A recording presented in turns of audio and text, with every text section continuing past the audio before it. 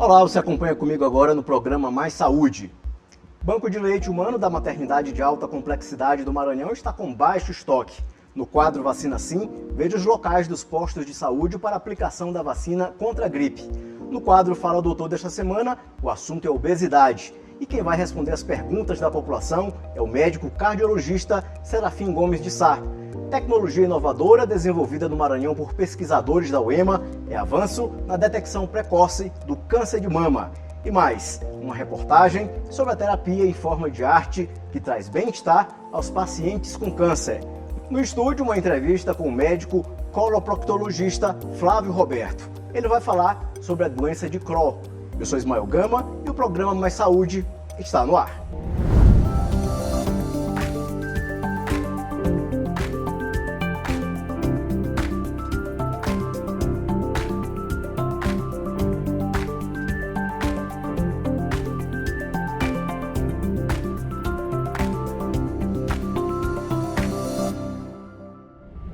O Mais Saúde de hoje começa falando que acabou ainda há pouco a corrida em comemoração aos 190 anos da Assembleia Legislativa do Maranhão, com percursos de 6 e 10 quilômetros. A competição desportiva movimentou o domingo de manhã e abriu a programação de aniversário da Alema, que vai durar toda a semana, com minicursos, inauguração de um memorial, o lançamento da plataforma Alema Play e uma sessão solene especial.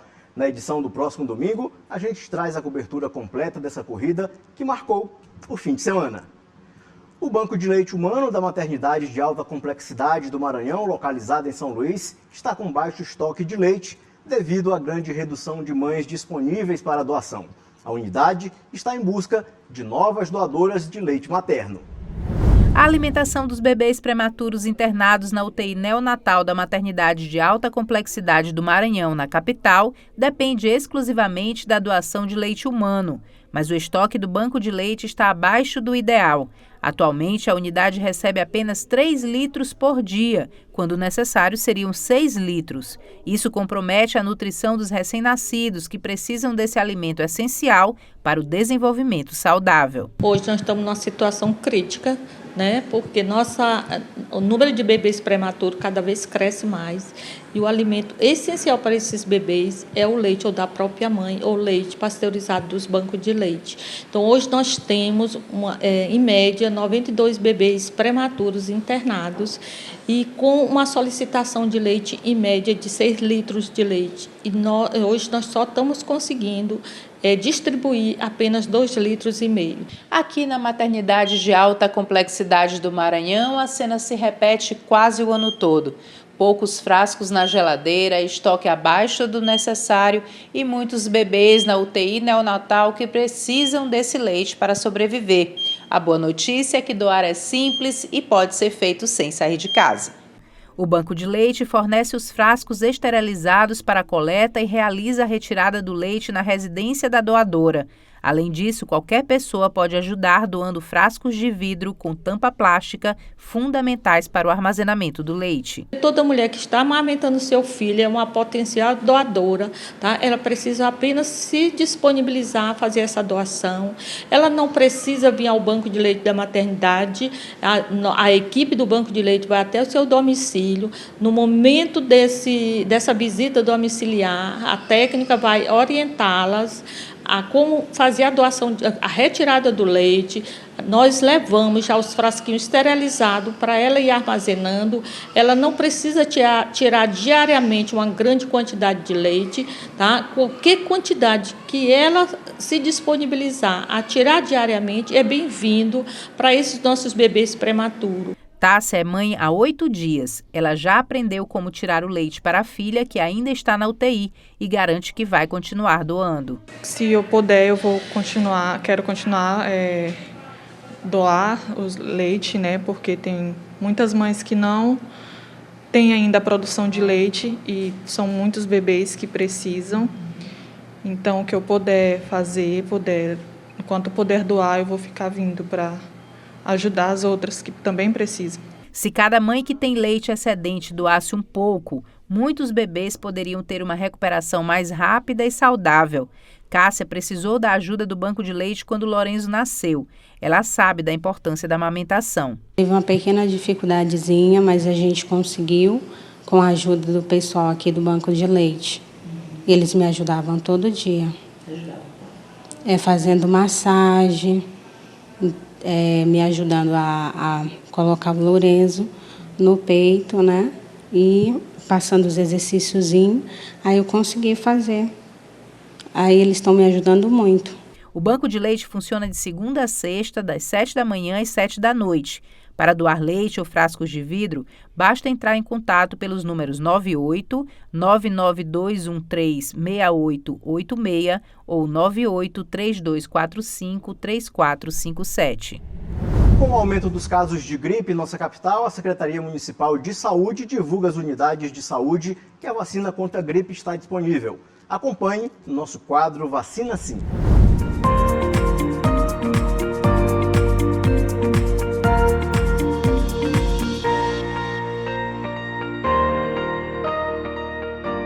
Veja agora as unidades de saúde para tomar a vacina contra a gripe.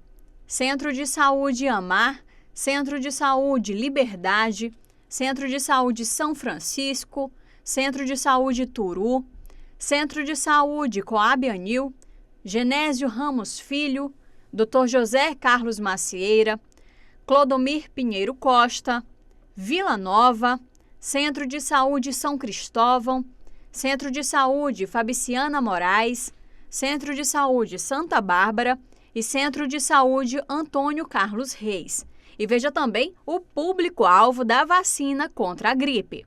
Crianças de 6 meses a menores de 6 anos de idade, pessoas a partir de 60 anos, gestantes e puérperas, povos indígenas, trabalhadores da saúde, professores das escolas públicas e privadas, adolescentes menores de 18 anos sob medidas socioeducativas, população privada de liberdade com 18 anos ou mais, funcionários do sistema prisional, pessoas com doenças crônicas não transmissíveis e outras condições clínicas especiais, quilombolas, pessoas com deficiência permanente a partir dos 12 anos de idade, profissionais das forças de segurança e salvamento e das Forças Armadas, pessoas em situação de rua e caminhoneiros, trabalhadores de transporte coletivo rodoviário, de passageiros urbanos e de longo curso e trabalhadores portuários.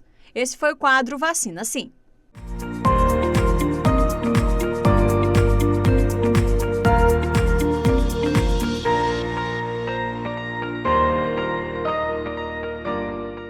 No quadro Fala Doutor desta semana, vamos falar sobre obesidade. E quem vai responder as perguntas da população é o médico cardiologista Serafim Gomes de Sá.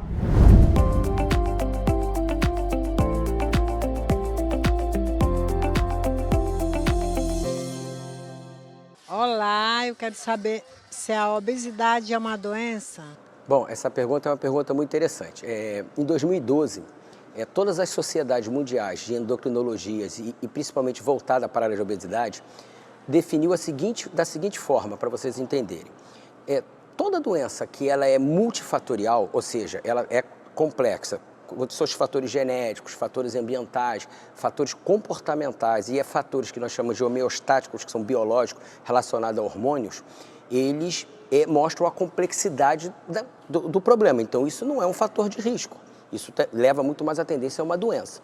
Quando você define uma doença crônica, você tem que definir ela de acordo com alguns parâmetros. Dentre eles, a pessoa tem que ter sinais e sintomas externos. E os sinais e sintomas externos da obesidade é o excesso da adiposidade.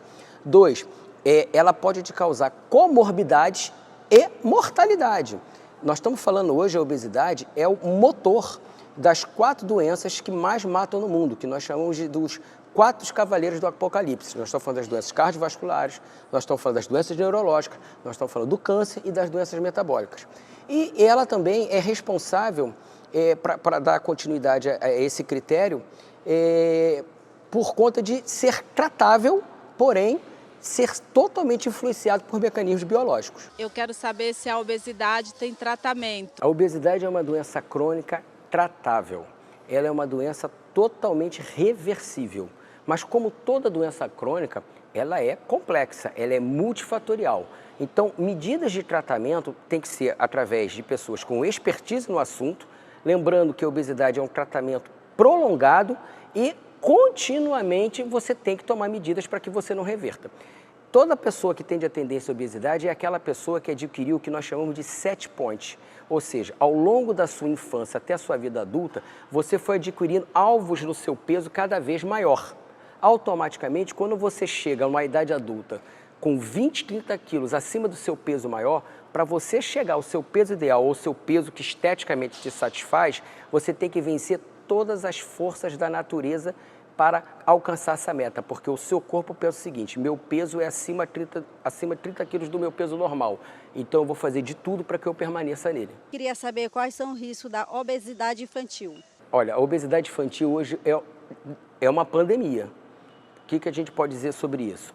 Nós podemos dizer o seguinte: hoje a diabetes tipo 2, ela tem uma incidência maior do que a diabetes tipo 1 em crianças de idades escolares. Isso é o quê? Isso tem tudo a ver com o excesso da adiposidade, a síndrome da resistência insulínica, que era antigamente uma doença do adulto, né, doente da terceira idade, aquelas pessoas acima de 65 anos. Não, hoje você já se manifesta em crianças acima de 5 anos. Então, a obesidade infantil hoje é um problema mundial e o grande vilão é o açúcar. Eu gostaria de saber quais são os graus da obesidade. A obesidade, ela, por ser uma doença crônica, nós devemos tratá-la desde a infância. Lembre-se do seguinte, a influência do pré-natal já pode determinar mudanças epigenéticas no DNA do seu filho que pode torná-las com uma tendência a ser uma pessoa mais obesa. Por isso que já no pré-natal uma alimentação adequada da mãe é fundamental. Então, tudo que relaciona-se ao ambiente obesogênico, ou seja, oferta de comidas, principalmente comidas de densidades calóricas, não nutricionais, fatores comportamentais, ou seja, uma pessoa que é mais parada, ela faz menos atividade física, ela tem menos mobilidade, isso nós chamamos de prevenção primária. Então a obesidade ela vem na prevenção primária, ou seja, de você tomar medidas para que a pessoa não se torne obesa.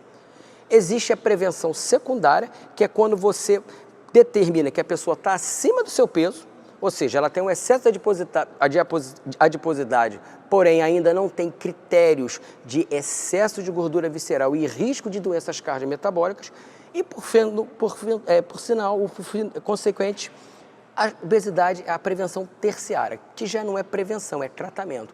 São aquelas pessoas que, pela obesidade, desenvolveram o quê? Doenças cardiometabólicas. Nós estamos falando da hipertensão, doença cardíaca, do infarto, do câncer, da diabetes, da cirrose, doenças neurológicas, do acidente vascular cerebral. Então, tomar medidas de tratar para reverter essa obesidade é fundamental para que tenha sucesso no tratamento. Gostaria de saber como lidar com um filho obeso. Teoricamente, deveria ser uma coisa fácil, porque os pais têm domínio sobre o filho.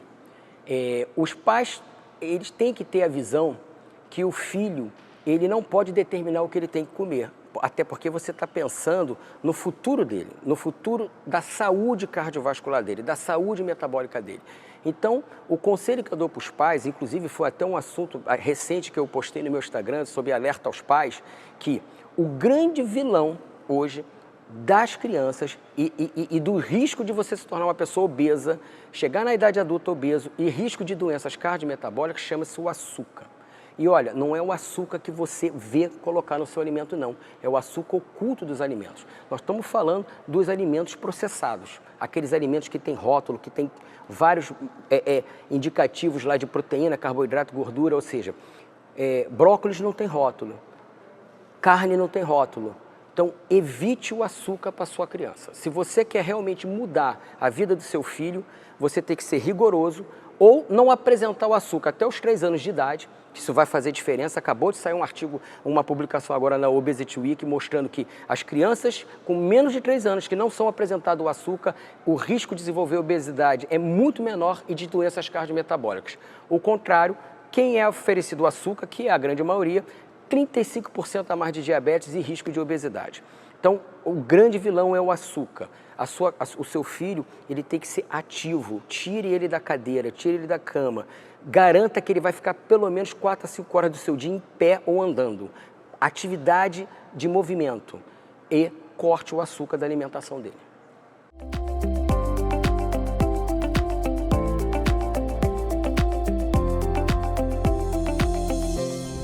Acompanhe no próximo bloco pesquisa sobre rastreamento do câncer de mama e no estúdio uma entrevista com o médico coloproctologista Flávio Roberto.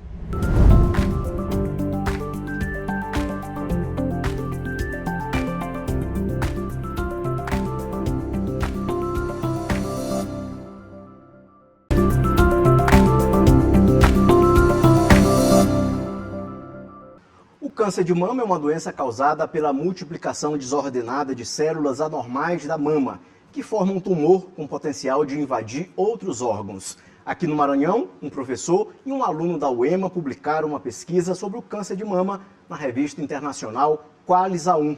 A pesquisa trata de uma tecnologia inovadora que utiliza a termografia infravermelha e redes neurais para identificar tumores em diferentes estágios. Uma tecnologia inovadora desenvolvida no Maranhão pode se tornar um grande avanço na detecção precoce do câncer de mama.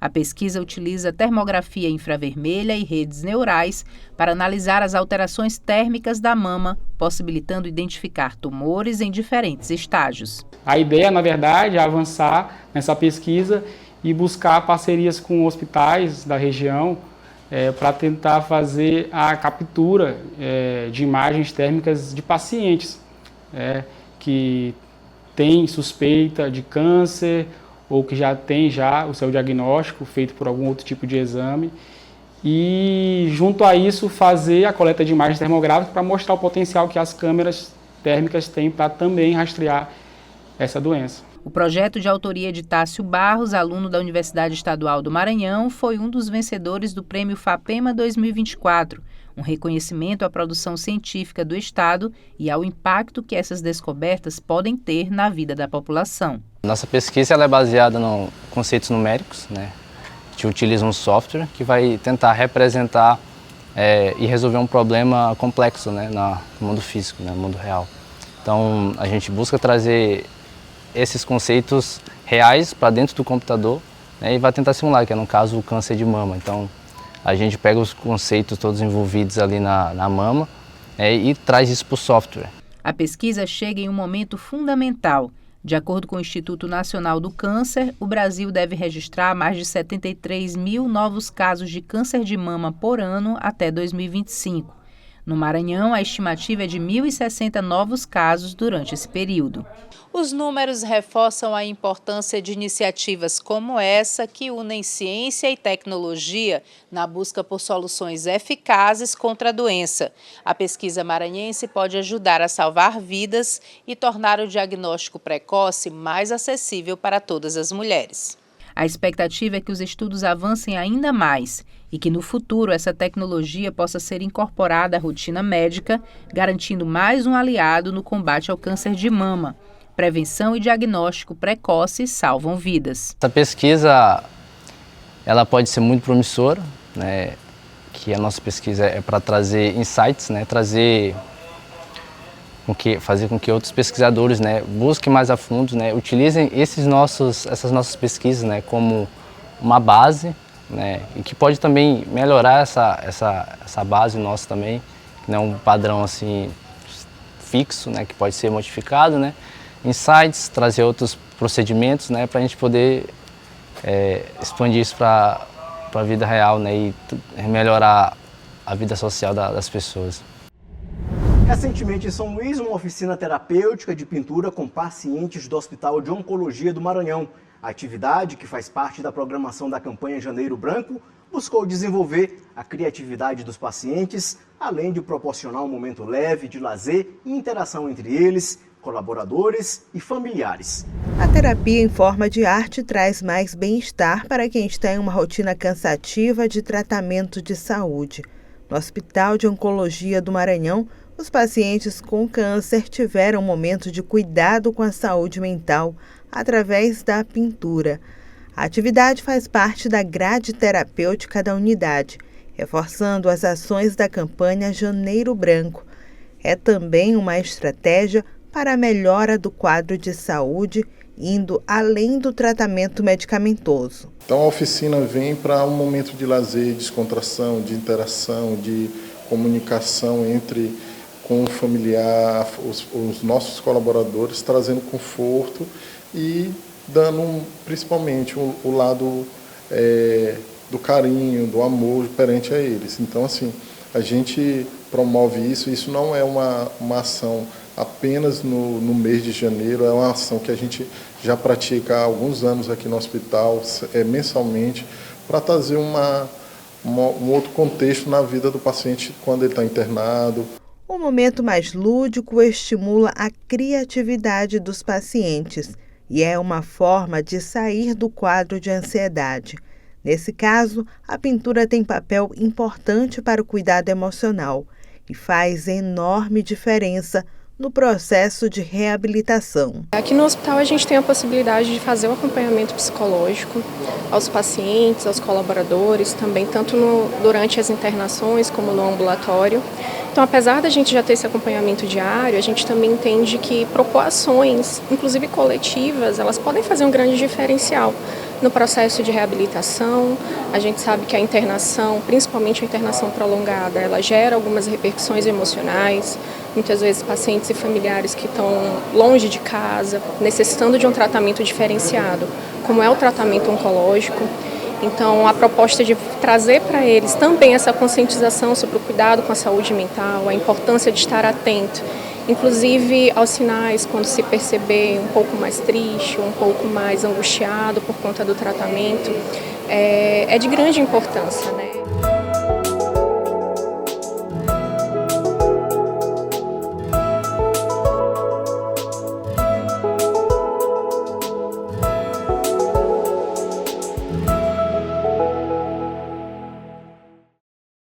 No programa de hoje, a nossa entrevista é com o médico coloproctologista e mestre em cirurgia Flávio Roberto.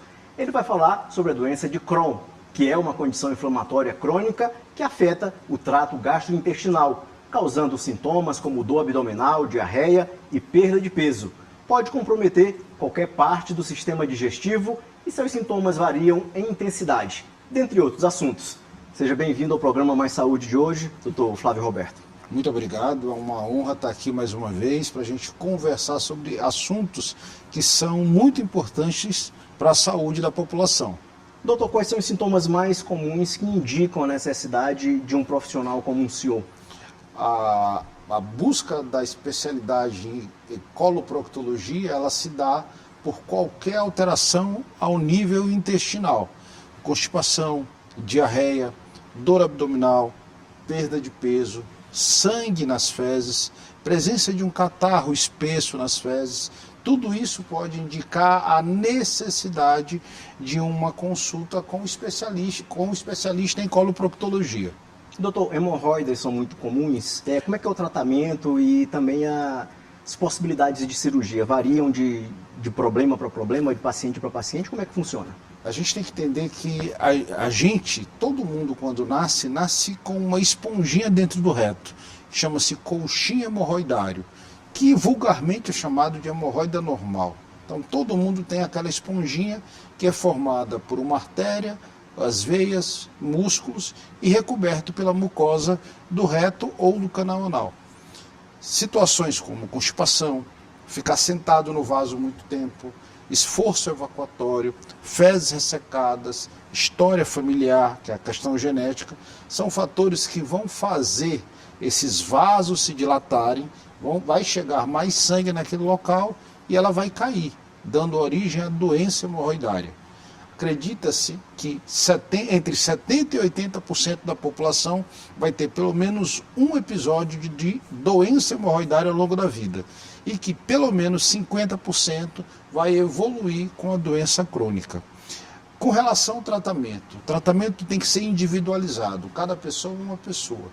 Então existe uma classificação da doença hemorroidária, grau 1, 2, 3 e 4. Grau 1 é aquela que só dói e sangra, grau 2 ela sai para fora, mas volta espontaneamente. Grau 3, ela sai para fora quando da evacuação e retorna com alguma manobra, seja digital ou abdominal. E grau 4 fica o tempo todo para fora. Então, dependendo do grau, eu tenho algumas técnicas. Primeiro, tratamento clínico, com higiene local, não usar papel higiênico, medicação, algumas pomadas tópicas. Eu posso lançar mão de um procedimento ambulatorial chamado ligadura elástica, que serve para grau 1 ou grau 2, e a grau 3 e grau 4 são cirúrgicos, normalmente. A grande questão é que quando a gente fala em cirurgia de hemorroida, já vem um trauma do pós-operatório da cirurgia de hemorroida. Evoluiu bastante? Evoluiu bastante, porque a primeira técnica que a gente mais usava ao longo dos tempos deu origem em 1923 com 2 coloproctologistas britânicos chamados Milligan Morgan. E a técnica recebe, em homenagem a eles, esse nome. Técnica de Milligan Morgan, que é a ressecção, que é o corte. Isso gera um pós-operatório mais doloroso, com risco de lesão muscular, com dificuldade evacuatória, sangramento, alguns casos até de hemorragia. Então, se criou um medo por conta dessa técnica, que é uma técnica que resolve a doença hemorroidária. Contudo, o pós-operatório é mais laborioso. Hoje a gente tem técnicas mais modernas, que têm uma boa resolutividade, com menos dor, com menos desconforto, retorno mais rápido ao trabalho, com menos dificuldade evacuatória. Então, a gente tem, das técnicas mais modernas, a gente tem a técnica grampeada, que hoje já não se usa tanto, porque é uma técnica de 1984, né, para o italiano, que é o Pescatori, que começou a aventar a técnica, e Antônio Longo, em 84, efetivou a técnica, e em 93, um japonês chamado Morinaga descobriu uma das causas da hemorroida, que é o fluxo de sangue que chega nos vasos hemorroidários. E ele começou a amarrar esses vasos, dando origem à técnica por Doppler, que é a entropexia retal, chamada endopex. E agora, mais recente, a gente tem um laser. O laser, ele permite uma selagem dos vasos hemorroidários, trazendo ao paciente um maior conforto pós-operatório. Hoje a gente opera de manhã, dá alta ao paciente à tarde, tem um paciente que com uma semana retorna a dirigir no carro, sem dor, sem desconforto. Então, hoje evoluiu-se bastante, mas a gente tem que entender que cada caso é um caso, cada paciente é um paciente. Tem paciente que não vai ser elegível para usar uma única técnica específica, às vezes a gente tem que usar 2 técnicas associadas para que a gente possa ter um resultado mais efetivo a longo prazo. Doutor, o senhor falou aí que tem muita gente que tem o hábito de ficar no vaso sanitário quando vai ao banheiro com o celular na mão por horas e horas, por muito tempo. Isso é um hábito muito prejudicial. Ruim, muito ruim, que prejudica bastante. A gente tem que entender o seguinte: o vaso sanitário ele foi feito para abrir a região glútea. Quando abre a região glútea, expõe o canal anal. Só que eu tenho a ação da gravidade, o peso do corpo e o vetor de saída é o canal anal. Então vai chegar mais sangue, vai inflamar mais, vai prolapsar mais, vai ter mais queixas e mais desconforto com relação à doença hemorroidária. Doutor, em relação à prisão de ventre, existe muita reclamação? Como é que é um tratamento para a pessoa que tem prisão de ventre grave, que passa muitos dias sem conseguir fazer as necessidades? Antigamente a gente usava o critério temporal para classificar a constipação. E a gente sabe que isso não é verdade. Aí todo mundo olha assim, mas você pode ir ao banheiro todo dia e ser constipado. Então, o tempo não é mais uma questão referência. Por quê? O que tem que ser relacionado, que eu posso classificar o paciente de constipado ou não, é uma evacuação satisfatória, com fezes bem formadas, sem dor, sem sangramento. Então, se eu vou ao banheiro a cada 2 dias, mas eu não tenho dor, as fezes são bem formadas, eu não tenho esforço evacuatório, eu tenho uma sensação de evacuação completa, eu não posso dizer que aquela pessoa é constipada, porque aquele é o ritmo daquela pessoa. Mas, principalmente em mulheres que tenham menos músculos no assoalho pélvico do que o homem, é comum uma doença chamada síndrome da evacuação obstruída. É uma sensação de evacuação incompleta. Ela vai ao banheiro, consegue evacuar um pouco, consegue ficar, ela não fica satisfeita. Daqui a pouco, daqui a algumas horas, ela tem um segundo reflexo evacuatório para tentar eliminar o que ela não conseguiu eliminar na primeira vez. Então isso é muito comum. E esse é um tipo de constipação. Por isso que o lapso temporal não é mais referência. Ela está indo todo dia ao banheiro, e muitas das vezes 2, 3 vezes ao banheiro no mesmo dia, mas tem uma evacuação incompleta, tem uma evacuação às vezes dolorosa, com sangue e com fezes ressecadas. E isso é um tipo de constipação. Então é muito comum. E muitas pessoas às vezes não se dão conta desse pequeno detalhe. E a constipação, ela pode ser apenas a ponta do iceberg de várias outras doenças associadas, entre elas o câncer de intestino, entre elas a doença inflamatória intestinal, porque muito se começa com constipação intestinal. Doutor, em relação à alimentação, ela é importante para a saúde do intestino, né? A alimentação é primordial, existe o tripé básico, né? Alimentação rica em fibra, redução de gordura e boa ingesta hídrica. Então isso é fundamental. A gente tem que entender, eu sempre comparo com meus pacientes uma coisa que é... Antigamente, sabe como é que a gente fazia feijão, né? Uhum. Feijão a gente botava de molho, que é o ideal para se fazer até hoje, muita gente não faz, porque aquela espuma que sai, ela é uma enzima que o nosso corpo não consegue absorver e a gente gera muito distensão por gás, então é importante deixar o feijão de molho pelo menos de 12 a 24 horas. Mas o que acontece com o feijão, quando a gente bota de molho? O feijão incha, a água diminui. No nosso organismo, quando a gente ingere fibra, acontece a mesma coisa. Quando a gente dá água para a fibra incha, a água diminui, a fibra ao inchar, ela promove o funcionamento intestinal, ela promove a peristalse, ela estimula o intestino. Então, se eu dou fibra para um paciente e ele não ingere água, eu posso ter um outro problema, que é a constipação paradoxal, o uso de fibra. É aquela pessoa que come mamão, come psyllium, chia, linhaça, ameixa. Doutor, não consigo funcionar. Bebe água? Não. Por quê? Aí se ele não bebe água, ele não faz o processo de inchaço da fibra dentro do tubo digestivo, não vai estimular o movimento peristáltico e ele vai piorar a constipação, porque aquela fibra vira uma palha, ela resseca, piora o funcionamento intestinal. Por isso que a fibra ela tem que ser associada a uma boa ingesta hídrica. E aí, para ajudar ainda mais, eu tenho que coroar isso com atividade física. Perfeito. A atividade física é fundamental quando eu quero tratar a constipação intestinal. Doutor, em relação à colonoscopia, ela é um exame muito temido por muitos pacientes. Quando que ele deve ser indicado, esse exame? Bem, colonoscopia é um exame hoje que, graças a Deus, ele tem começado a sair dessa cultura de um exame desconfortável, porque hoje a gente tem uma fibra mais flexível, mais fina, dói menos e o acompanhamento anestésico ajuda bastante o paciente a se sentir confortável.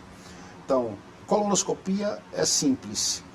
É uma endoscopia do intestino. É como se fizesse uma endoscopia olhando por dentro todo o intestino grosso e a parte final do intestino fino. A colonoscopia está indicada em todos os pacientes acima de 45 anos que não sintam absolutamente nada. Ou seja, eu cheguei aos 45 anos, eu não tenho dor abdominal, eu não tenho constipação, eu não tenho diarreia, eu não tenho história familiar de câncer, eu não tenho história familiar de pólipo ou de doença inflamatória, eu não tenho absolutamente nada. Aos 45 anos eu tenho que fazer. Por quê? É onde se inicia a prevenção do câncer de intestino. Agora, em pacientes aí cada caso é um caso, constipação, diarreia, dor abdominal, perda de peso, anemia sem razão, a gente não tem... Anemia não é uma doença, claro, é uma doença, mas é um sinal de que pode existir alguma outra doença causando aquilo. Então tem que ser investigada.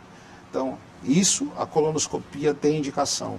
E aí a gente tem que individualizar. Hoje a medicina, graças a Deus, caminha para um norte que para mim é apaixonante. É deixar de tratar todo mundo igual e dizer assim, Você é fulano, o seu tratamento é esse. Individualizado. Você é cicrano, o seu tratamento é esse. É individualizar. Cada caso é um caso, cada pessoa é uma pessoa, cada reação cada pessoa vai ter uma reação medicamentosa diferente, uma resposta diferente. Doutor, quais os sinais de alerta para o câncer coloretal? A gente tem que entender, o intestino tem em torno de 1,5 m a 1,70 m, intestino grosso. Os principais sintomas, quando eu tenho uma doença do lado direito do intestino, é anemia, dor abdominal, perda de peso. Quando eu tenho uma doença do reto, do lado esquerdo do intestino, eu tenho dor abdominal, diarreia, tenho sangramento. E o sangramento, qualquer sangramento tem que ser investigado. Muita gente acha, por exemplo, a gente conversou anteriormente sobre doença hemorroidária. Muita gente me pergunta no consultório, hemorroida dá câncer? Não. Hemorroida não é uma doença pré-maligna, mas nem tudo que sangra é hemorroida e precisa ser investigado. Então acontece muito com muitos pacientes que não têm essa preocupação, que tem uma história de doença hemorroidária que sangra, ele está sangrando, não, é da hemorroida, e de repente acima da hemorroida tem um tumor. Mas esse tumor não surgiu por conta da hemorroida, ele surgiu por outros fatores, que aí entra a alimentação, entra a genética, formação de pólipos principalmente. Doutor, o estresse tem alguma relação com a saúde intestinal? Total. O estresse está diretamente ligado à saúde intestinal. Se a gente observar, se a gente pegar uma foto do cérebro e do intestino, a gente vai observar que eles são muito parecidos anatomicamente. E existe uma relação direta através de um nervo, de um par de nervos cranianos que vão direto para o intestino, que é o nervo vago. E a partir daí eu tenho uma relação direta entre o cérebro e o intestino. É o eixo cérebro-intestinal. Além de que a gente tem que entender que o intestino não tem só a função de absorver nutrientes. O intestino tem uma função de ajudar na imunidade, ele tem uma função de ajudar na produção de neurotransmissores que vão alterar o nosso estado de humor, ou seja, ele tem várias outras funções que ajudam o cérebro a comandar o corpo. Então o intestino é de fato um segundo cérebro, por conta dessas funções de imunidade, de formação de neurotransmissores, em particular a serotonina. Por isso que as pessoas que têm um intestino ruim, normalmente são mal-humoradas. Entendeu? Aquela palavra, isso, a origem da palavra enfesado é justamente isso. Vem da constipação, vem da incapacidade de ter um ritmo regular. E o estresse e a ansiedade, eles pioram muito o ritmo intestinal ou, em alguns casos, provocam até diarreia. Por exemplo, nós tivemos recentemente o Enem, a garota vai fazer o Enem, tem uma diarreia sem razão porque está muito preocupado com uma prova, não sabe o que é que vem na prova, ou você tem uma entrevista de emprego, uma entrevista de trabalho e tem uma alternância do ritmo intestinal por isso. Isso mostra a influência dos neurotransmissores no intestino e no cérebro que vão alterar o ritmo intestinal, então estão diretamente ligados. Doutor, e a doença de Crohn?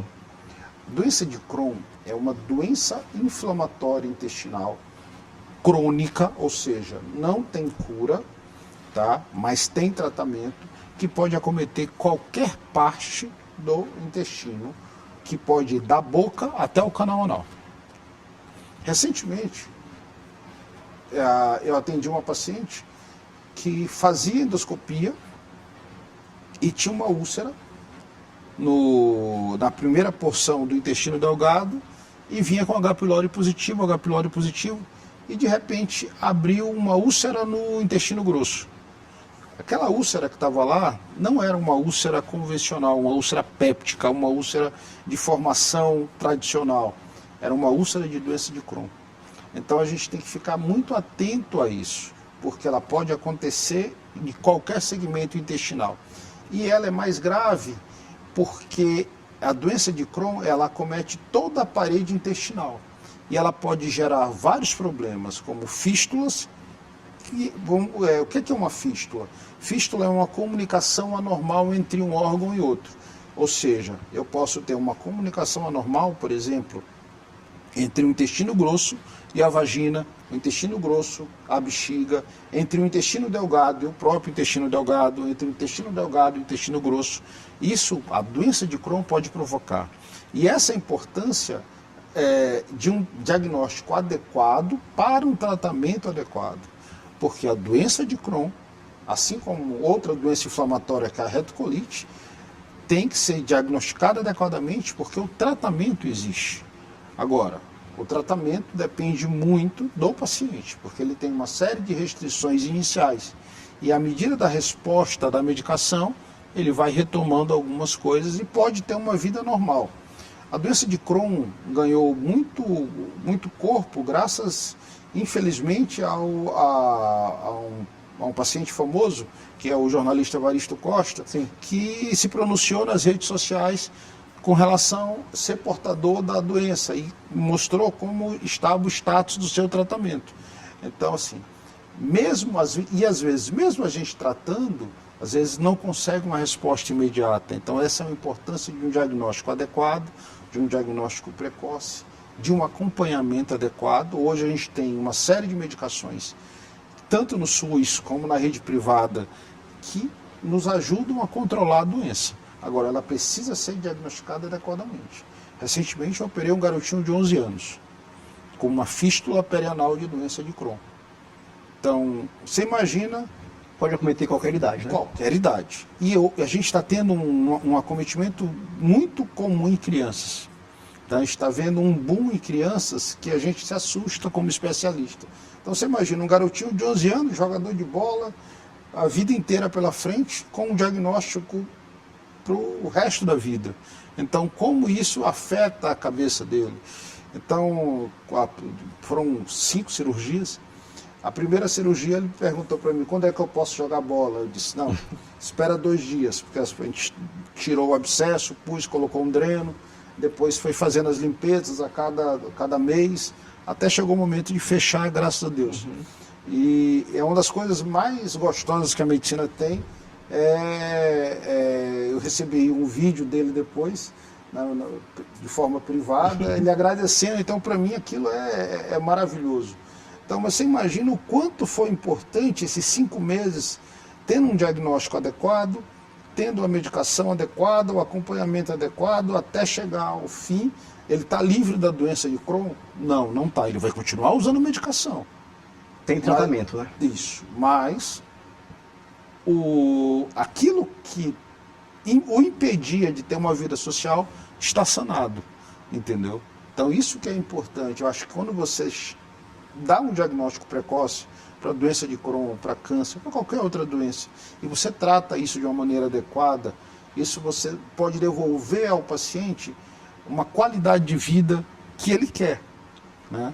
Eu brinco muito com ele, só tem um defeito, né? É o time que ele torce. Doutor, em relação a pacientes que já fizeram procedimentos, quais as recomendações durante o curso da vida? Os procedimentos intestinais, eles podem ser até, de uma certa forma, limitantes, entendeu? Então, por exemplo, se a gente retira muitos segmentos intestinais, esse paciente ele pode ter um déficit de absorção de nutrientes, então ele vai ter que ter uma dieta mais rica em carboidrato, mais rica em coisas que sejam absorvidas mais rapidamente. Então isso vai variar muito de paciente a paciente. Então, e de caso a caso. O pós deles, principalmente com a doença inflamatória intestinal, é um pós mais rigoroso, que é acompanhado com psicólogo, nutricionista, com coloproctologista e com gastroenterologista, e a gente faz um grupo de discussão com relação a isso. A gente faz parte de alguns grupos de discussão e muitos de WhatsApp, que a finalidade é justamente tentar achar em um caso que a gente tenha dúvida qual a melhor saída para aquele paciente.